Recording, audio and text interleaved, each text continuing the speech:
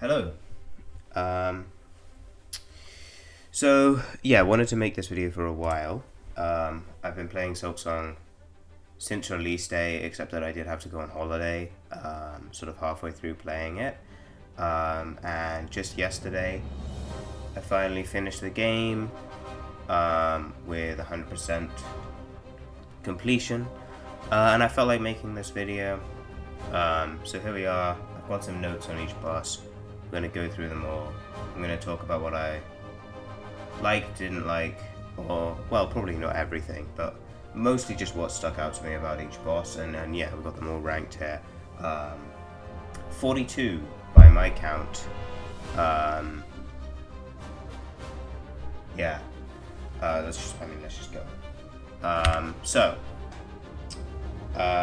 Apologies for the picture quality here. It's not going to be amazing, but yeah, these are not my screenshots, so sorry. Worst boss in the game is Broodmother. The only thing I can say about it is I think the design is okay. Like, it's certainly supposed to be very sort of gross and also a bit pathetic, and it does look gross and pathetic. It works. But there is just no fun to be found in this boss. There's just a zero positives to it, I feel like. Technically not any of the worst aspects in the game. There are bosses with worse, like, individual aspects, but overall here, there's just no redeeming qualities. Every attack is either really easy in the case of the sort of dive towards you, or really annoying. Both projectiles are just really annoying. They look really similar, so it's difficult to even tell what they are sometimes. The flies exploding, the animation for that, the color is so faint that you can't even see it some of the time.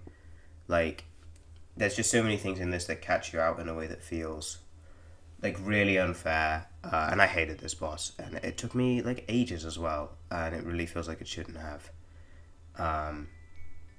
Yeah. One above that, we've got this monster, who I think will probably be more universally hated. I haven't looked too much at general opinions on this game, but I know everyone hates Savage Beastfly, and I really do as well. The wind-ups on the attacks here are so fast, it's really annoying, and in this version of the fight over the lava, it's even worse, because sometimes the, like, charge will start off-screen. Not to mention the enemies that are spawned in this version of the fight are like 100 times worse. So, like, this fight in particular really did earn my ire, and it might honestly be worse than Broodmother, but the one in the chapel in Hunter's March is at least maybe, I don't know, acceptable is the right term, but I will go with acceptable. So they kind of balance out, because I did merge them into one entry on the list. So they come second last, but this individual encounter is probably the worst in the game. I didn't struggle as much against it as Broodmother, though, to be fair. So maybe that's my personal bias coming in really heavily. But, yeah. Didn't like it at all. Above that, definitely the only other boss I've seen really lots of hate be thrown towards, and I again agree. But I almost feel that I like this boss more than some people. I actually don't really mind the run back. I don't even think this is the worst run back in the game, which I know some people will probably be like, huh?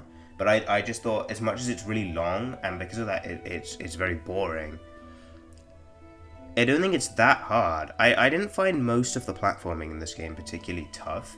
I think the original game has tougher platforming.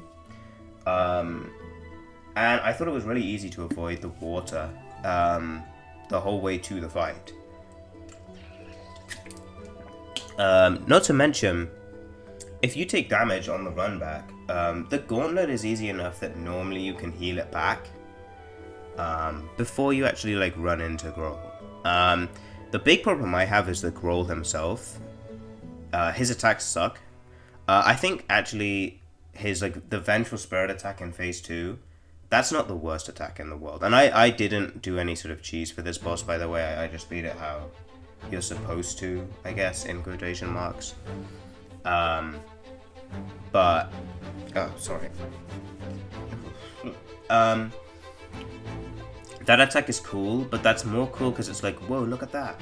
It's like a fan service thing that makes it cool, rather than the actual nature of it, because it's quite an annoying attack. But the real problem is just that he's fat and does double contact damage, which is just horrible.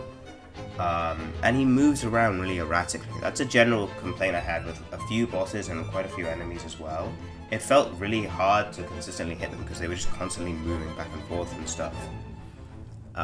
And in this case, it doesn't make him hard to hit because of how fat he is, but it certainly makes it easy for him to hit you, which is almost more annoying.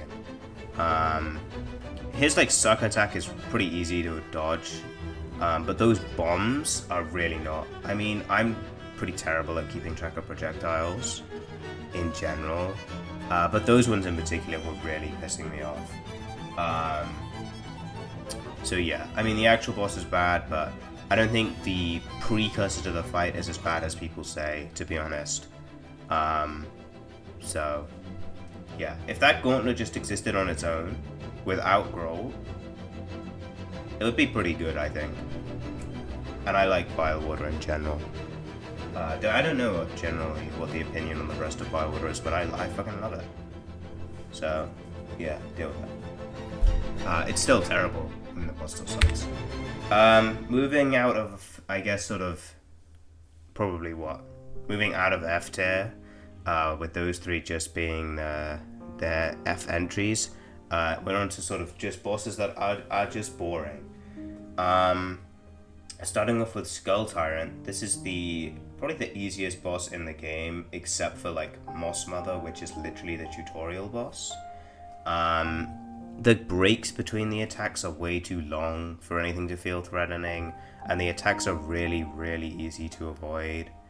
The punish windows are, I mean, I just said that, but yeah, it's just so easy to punish him.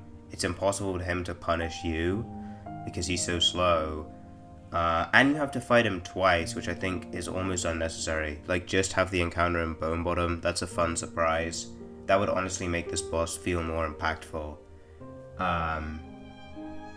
Yeah. Straight to sleep. And similarly easy is Plasmified Zango. Yeah, just, you know, if you have the lifeblood extractor thing, you've beaten the boss already. It took, 10 seconds to beat. His moves aren't that hard, because the first time I encountered him, I didn't have it. And I did die because, I mean, he basically has, like, infinite health. But the attacks themselves aren't very hard to avoid. I just took him, like, 3 minutes to die. And that's boring in of itself, right? I don't really understand why they put this gimmick in. Like, if you beat the quest before finding this boss, that's gotta really suck. Anyway. Uninteresting, he has 2 moves as well, and they're both pretty simple. So, yeah, I don't know. Not a fan. Pinstress, also thought this one was a bit of a non-threat and very disappointing. Like, I was quite excited to fight the Pinstress because it's a cool-ass, you know, NPC. But yeah, the melee attacks here are so easy to avoid, probably because, I mean, this fight is a bit like Second Sentinel, but the arena is very open, so that she can do the ranged attacks. But because it's so open, avoiding the melee attacks is incredibly easy. And so the only thing that will damage you are her, like, range attacks where she throws, like, pins and stuff at you. But those attacks only do 1 damage, which at this point in the game isn't enough to be at all threatening. The only real thing that makes this boss any of a challenge, really, is, like, it's kind of difficult to hit her, but that's just annoying. So, yeah, not a fan of this one either. Right above that is the tutorial boss. For a tutorial boss, this is a pretty solid one, but I think they always kind of will inevitably end up at the bottom of lists in retrospect, because they're really easy. This one is cool. I think the presentation of everything with it is good, and I was surprised they put a boss in this early, actually, because, you know, first game, it takes quite a while to get to a boss at all. And I do like the sort of charge, and I like the falling rocks, and I like spawning in little enemies.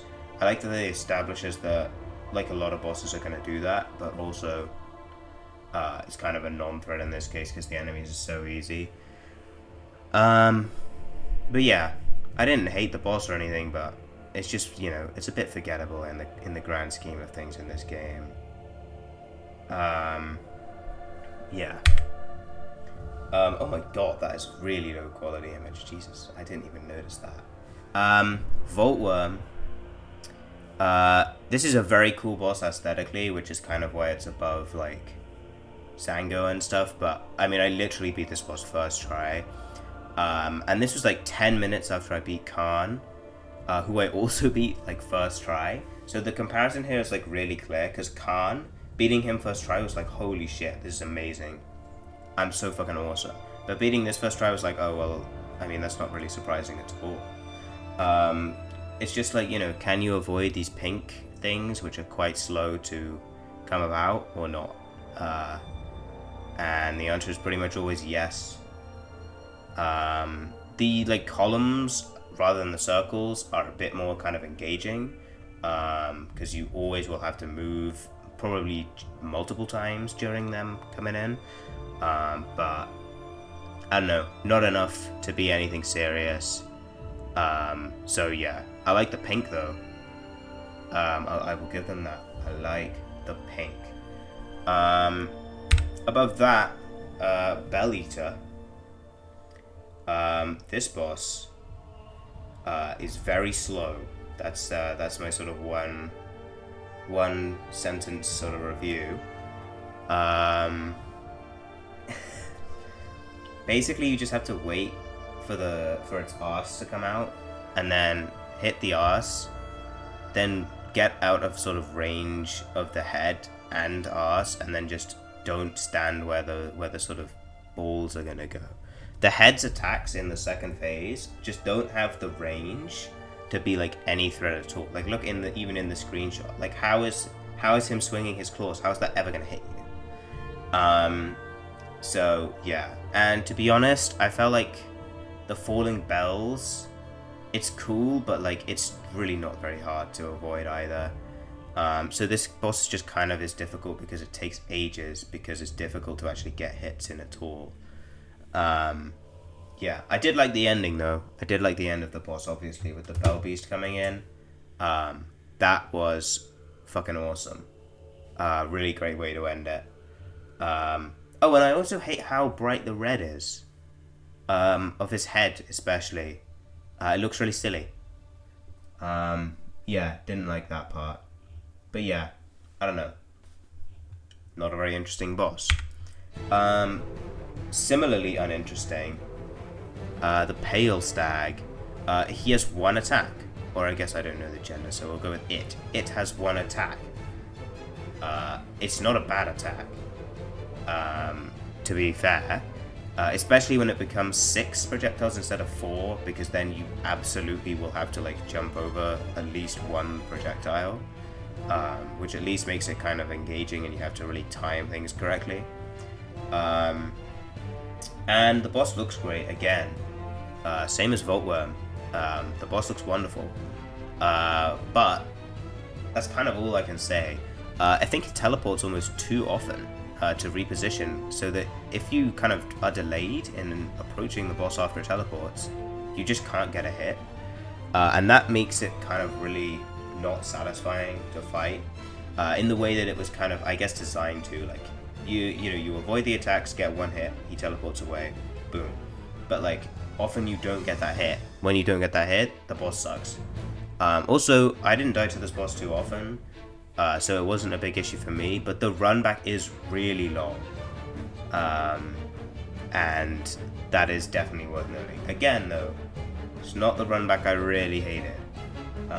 We'll get to that one later, because the boss is actually really quite good. Above that, the only sort of harder version of a boss pretty much ever where I've been really disappointed. Like, you know, it's a pretty classic trope in a lot of games like this where, you know, somebody comes back and they're more difficult, they have more difficult moves, they do more damage, blah, blah, blah. But in this case, it feels like they just upgraded all the moves without thinking about how they would work together, and it becomes so overcrowded in the arena that it just is, like, really hard to concentrate on anything. It's difficult to see the whirlwind attack, like, quite a lot of the time, which is the big threat in terms of it damaging you. If he throws 2 sets of balls at the same time, it can also be really, really hard to avoid taking damage.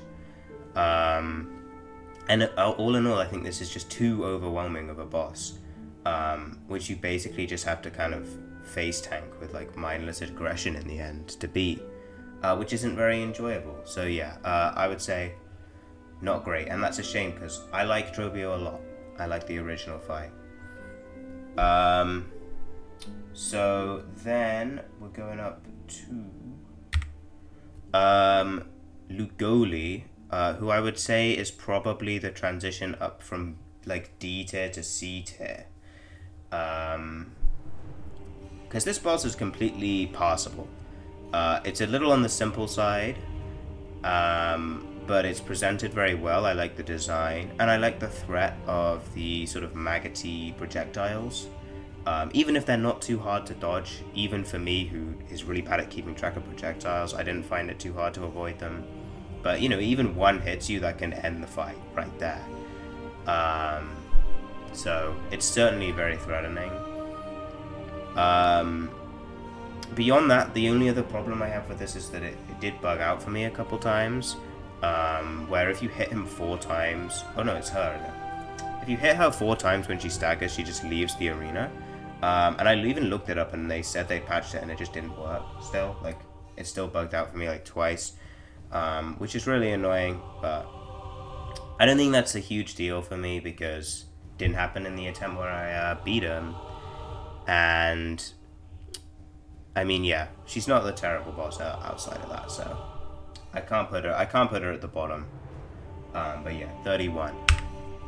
Gur, I would say, kind of similarly is very simple, but really well designed, and so I don't really mind. It's very easy to avoid the kind of traps he lays out, unless they kind of get everywhere. Like there's like, you know, when there's like 10 of them in the space, it can be a bit of a nuisance, but that's pretty rare. The spikes he produces at the floor has got to be the most embarrassingly easy attack to avoid ever. Like it feels like a complete non-threat. Most of the damage he'll do to you is probably because of the slide, right? Which is quite fast. It's a bit of a pain sometimes if you can't jump over it because you're under like a trappy kind of thing.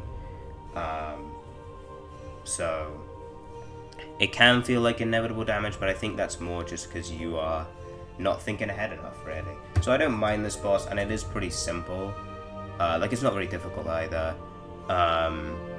Yeah, this is kind of where these bosses that aren't very complicated, but they aren't like bad, I guess, go. Because speaking of, also Watcher at the Edge. I would say aesthetically, I think it's cool. One of the coral soldiers, but he's been all like void corrupted. But the thing is, his moves all require the same response. You just run away. You run away and then you run back in and hit him, and then you run away again. And that's the extent of the fight, really. Sometimes you can jump while running away to be extra safe. But that's kind of it. And the arena is big and open and boring. And it makes the boss kind of a bit of a cakewalk. This, however, is my least favorite run back in the game. Because the platform you have to do in Sands of Karak to get here, it's not too difficult, but it's just too almost engaging. Because it means you kind of just forget about the boss on the way back. You basically unlearn everything because you're actually challenged in a way that even like Roll's platforming doesn't really do. There's only one other run back that kind of pissed me off, but yeah, this one is definitely my least favorite. The Unraveled. I thought this boss was fun. The enemies in Whitewood are cool. I kind of wish Whitewood was a bigger area. So I liked the gauntlet before. I love the guys who do like the spinning, bouncing stuff. They just look cool. I think the spears are a really fun attack. But the other two, the kind of main two attacks of the boss itself, are kind of not that great. The projectile is kind of fun. It requires some quick response, and I think it is like random to a degree, so you've got to really think about stuff in the moment, which is cool. But sometimes, if you're stood near the boss, you can't dodge.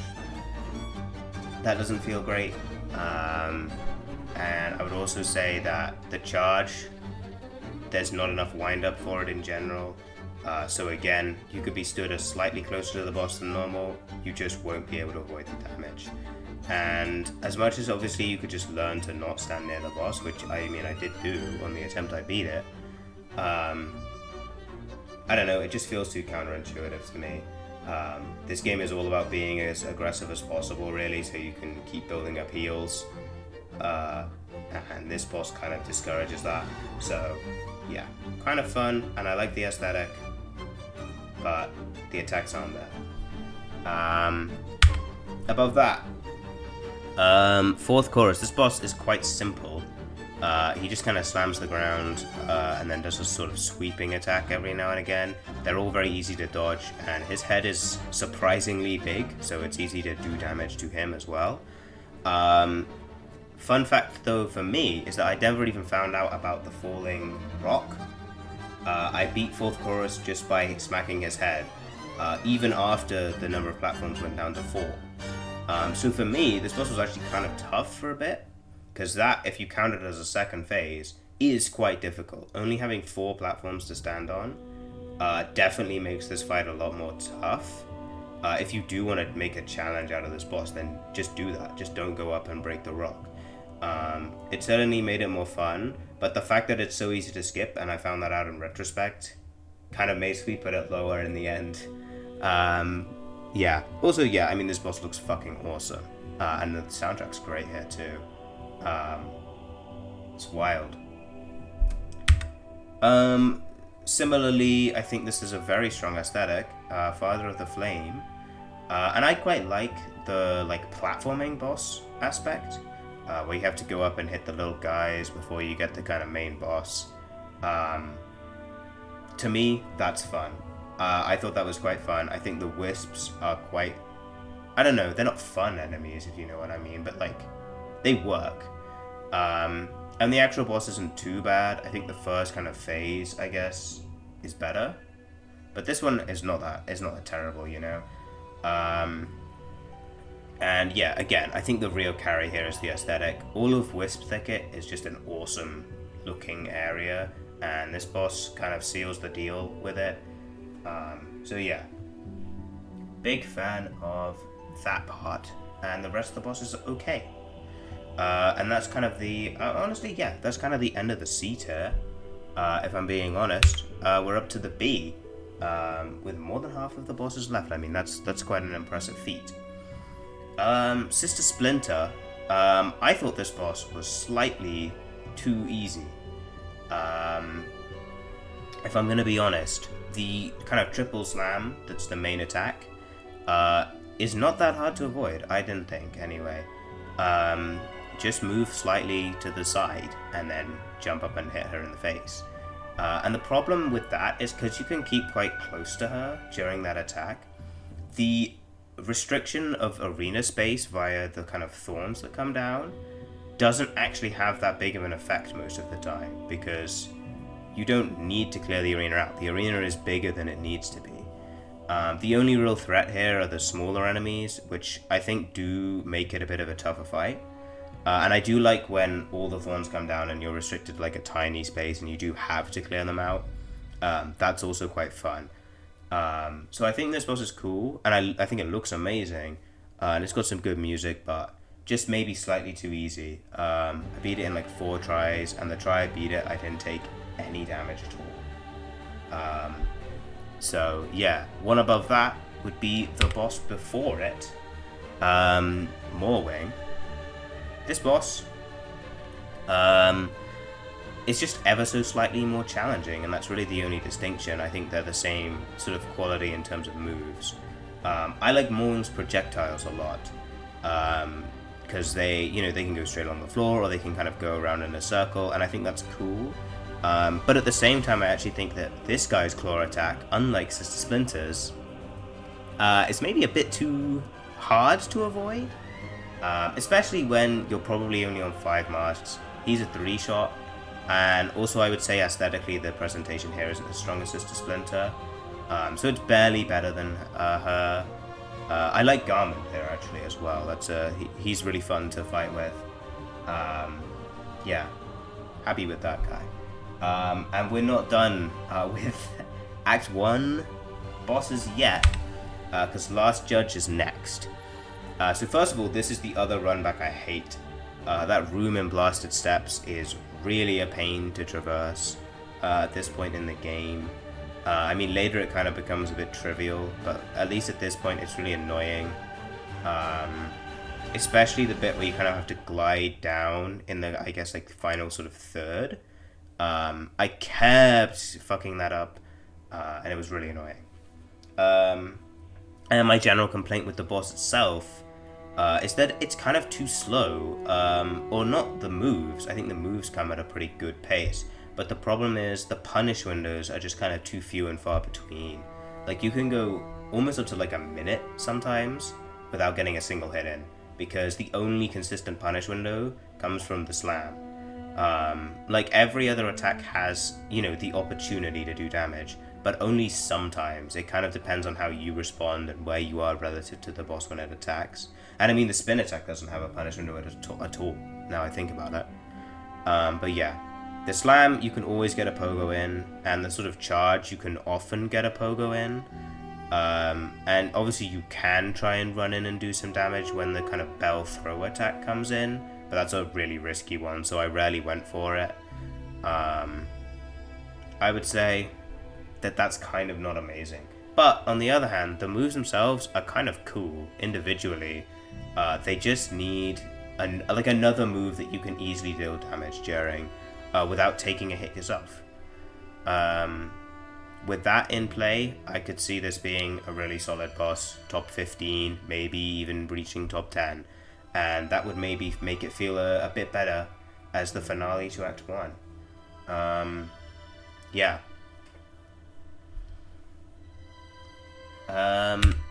Bell Beast, we're going to be in Act 1 for a while, I think. This boss is just fun. For a second boss, I think this is where kind of the challenge comes in, right? Like, Moss Mother is kind of a bit of a pushover, but Bell Beast, she's really not. Double damage on the bell attacks, which are kind of difficult to learn. And, I mean, the aesthetic here is really strong as well. I love the bell theme in this game and everything to do with the bells. I think that, the charge and jump attacks are maybe slightly on the easy side to avoid. I didn't really have any trouble with them or any trouble with that first phase of the boss. But still, I think this is solid, and I think this is really the better tutorial boss, if you know what I mean.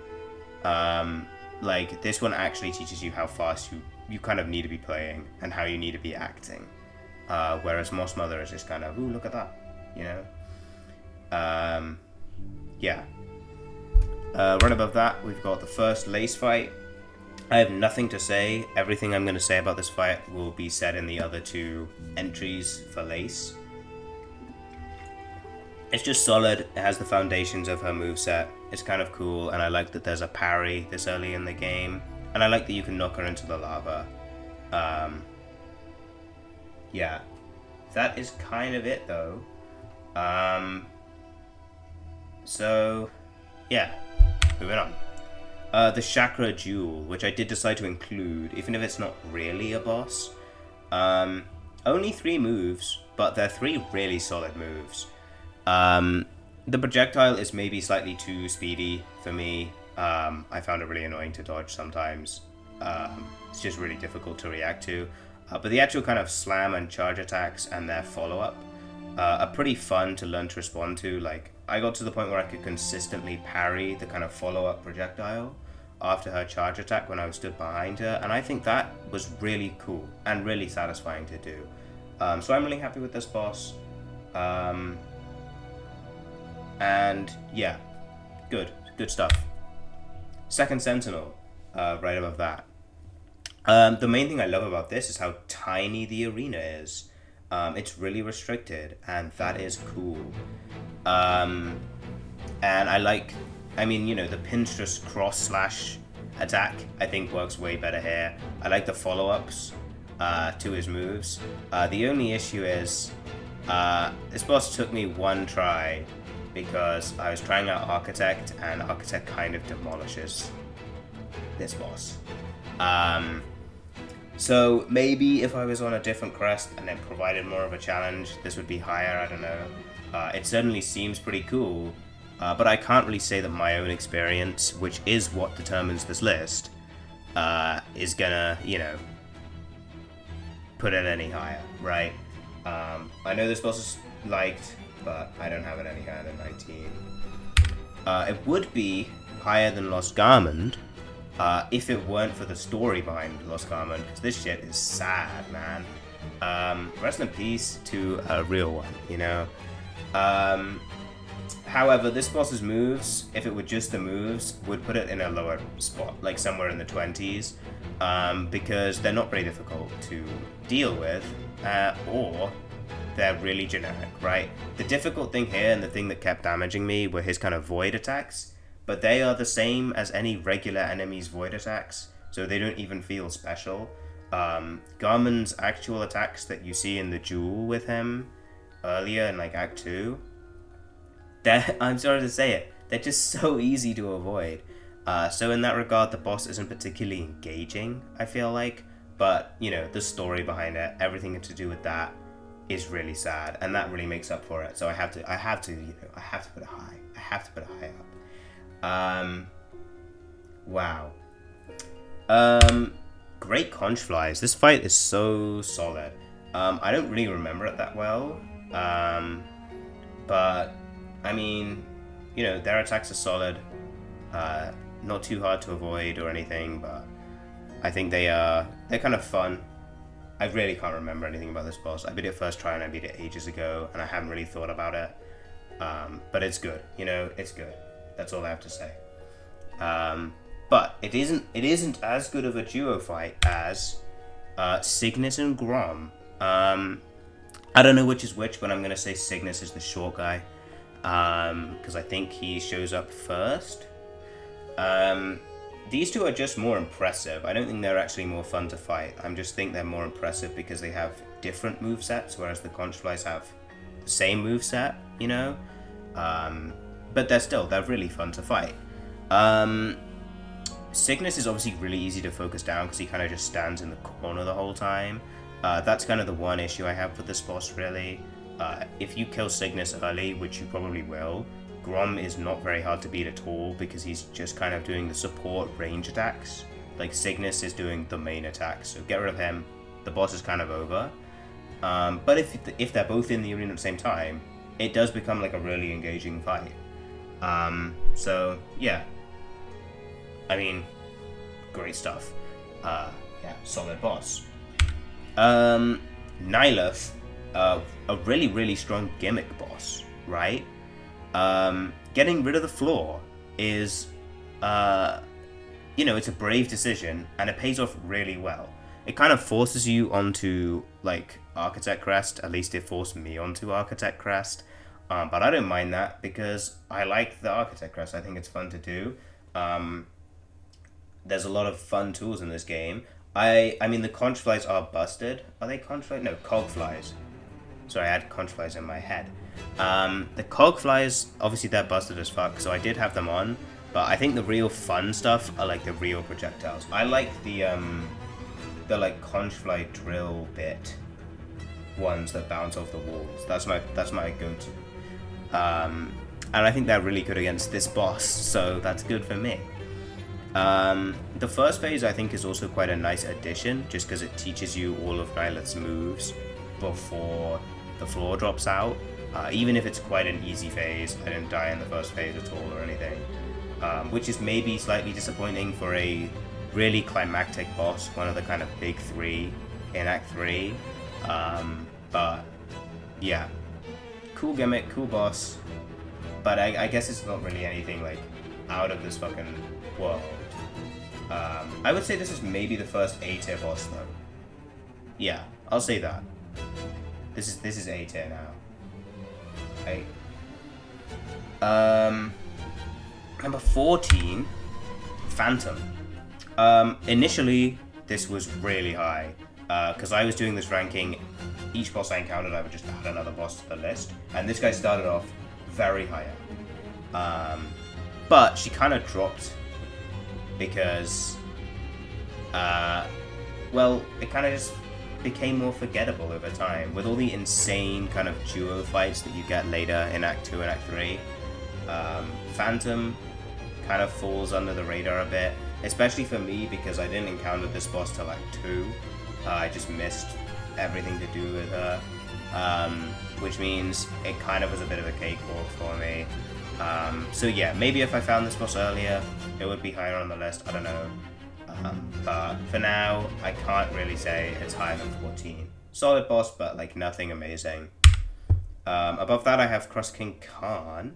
I mentioned earlier that I beat this guy first try, and it was probably the most like exhilarating thing I did in the whole game. Just because, I mean, this boss does get kind of nuts. The speed of the attacks towards the end of this fight is really ridiculous. It was a miracle that I managed to beat him. I was one hit from death when I beat him as well, and I was confident I was about to die.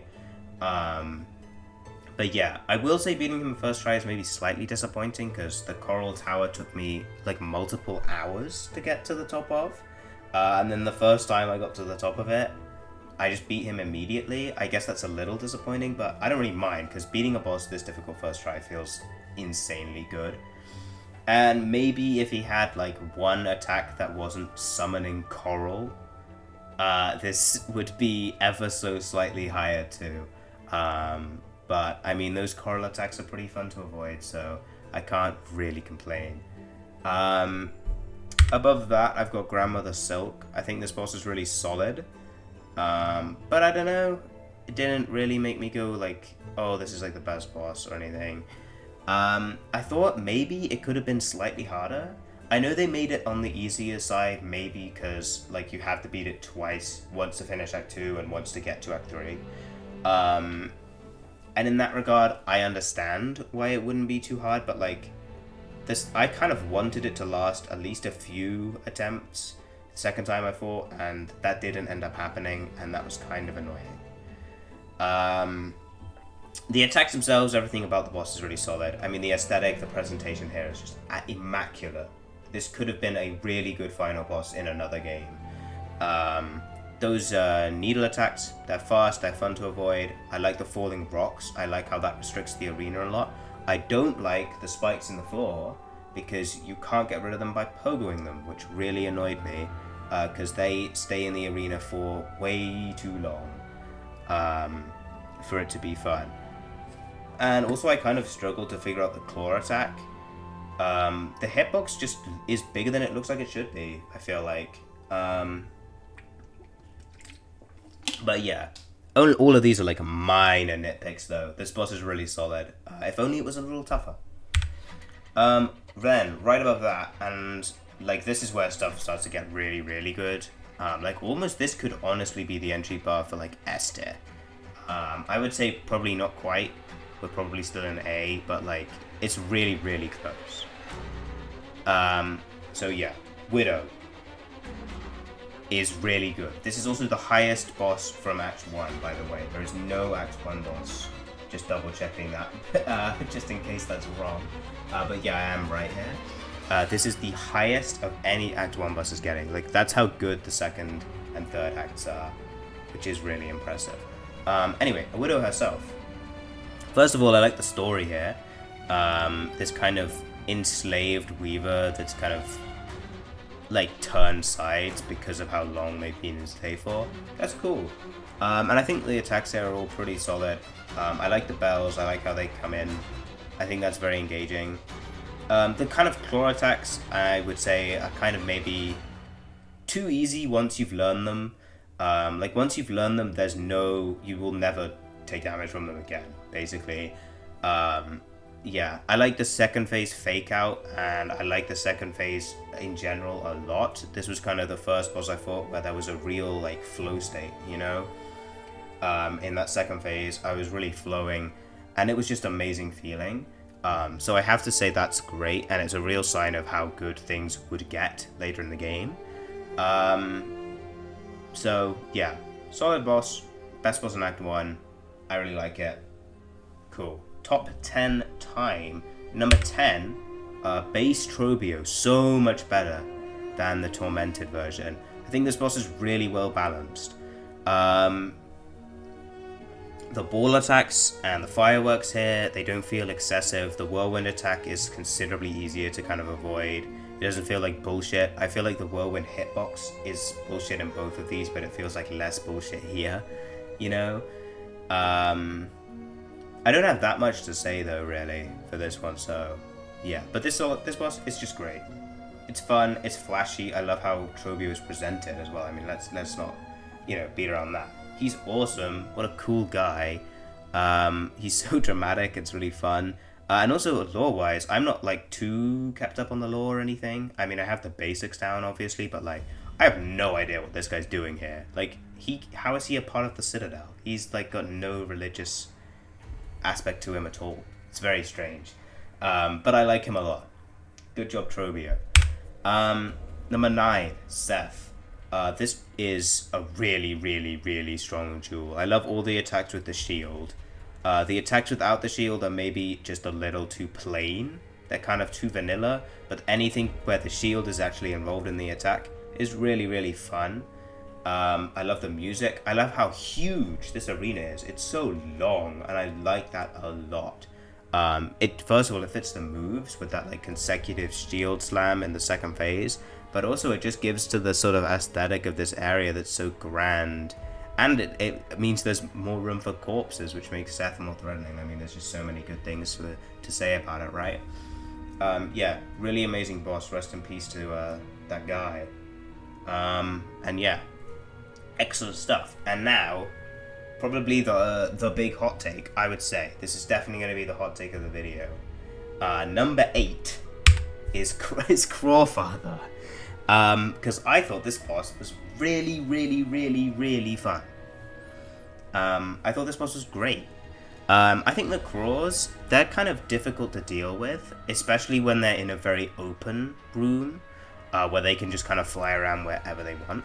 But in these kind of enclosed spaces, they're really fun to fight. All 3 of the like basic Craw enemies are really great to fight, and they have like slightly different versions just for this arena, which is just a lovely bit of attention to detail. Like, the attacks are slightly more advanced. That's awesome too. And then the big guy comes out, and he's just, he's not the most difficult boss in the world, but the enemies there make it a real threat, and their rate of attack is balanced like really well. So you're kind of constantly dodging, but you always have time to attack as well. I like that the arena is quite small. I really like the chain attack. I think that's a great zoning attack. Everything about this boss is just really solid. I think this is probably not a well-liked boss. I'm not, I don't know for sure. I haven't paid enough attention, but my guess is that this is either viewed as kind of middle of the road or not very fun because it's a gank fight. But I think this fight is just really good. Sorry. Yeah, maybe I'm wrong though. Maybe everyone loves this boss. It would be awesome. Number 7, Cogwork Dancers. This boss kind of wins in presentation in a lot of ways. The huge attacks that are, the attacks are very slow, but because the hitboxes of these attacks are fucking massive, you are constantly still on the move, which is cool.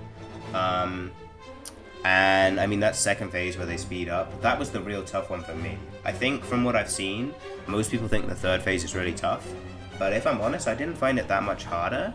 In fact, I think I beat it first try, at least in this version. When they get desynced, it's kind of like, okay, yeah, they're attacking at a faster rate, but now I only need to pay attention to one of them at a time. Whereas before I had to pay attention to both of them at the same time, which is honestly kind of more annoying to do.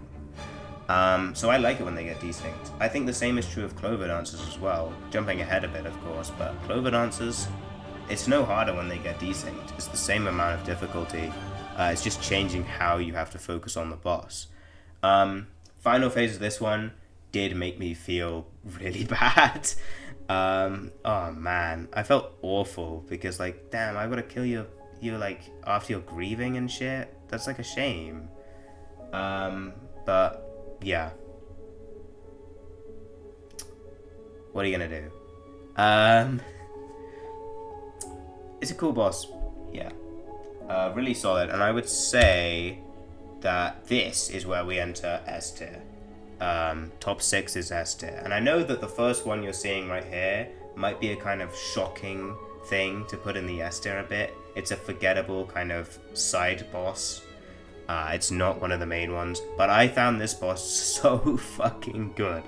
And the reason I know I think it's really good is because it took me an hour and a half to beat it, which would either make it, and like, if a boss takes me that long, it's either gonna go at the very top or the very bottom. Like, that's kind of an inevitability, because it's either really bad, so I can't beat it, or it's really, really hard, but really good. And this boss I found really, really challenging. The projectiles are so annoying to track in this fight, but like, learning to actually track them for me, which was like a really hard thing to do, because I'm rubbish with projectiles, I've already said that. I really, really struggle with them. But learning to avoid these ones consistently was so fun. I love the little minions he summons. They are so threatening as well. They made the second phase a fucking nightmare. Especially with the sort of horizontal attack. The vertical attack isn't the worst, but that horizontal attack was so annoying to avoid. But again, learning it was so fun. And when I finally beat this boss, I felt amazing. So, you know, it's a very personal thing, and I don't think anyone else should probably be putting this boss this high up on their lists. But like, I love this boss so much, man. I appreciate you. Raging Conchfly, you're the guy, okay? Up to the top 5. Number 5, we got the second lace fight. This fight's great. I was terrible at this fight as well. You might notice something about these top fights is that almost all of them I was rubbish at. This one, I think that the animation for the jump attack and the 3 swings, like basic attack, look the same. So I just jumped every time thinking it was the 3 swings, and just jumped straight into her jump attack and took 2 damage. That happened to me like 20 times. I'm not joking. But other than that, I would say this fight is so fucking good. I love the parries, and I love how they're not that hard to dodge, so you can easily get a hit in afterwards anyway. Like, just double jump. That's all you need to do, you know? I love the arena. It's gorgeous. This is the most gorgeous arena in the game.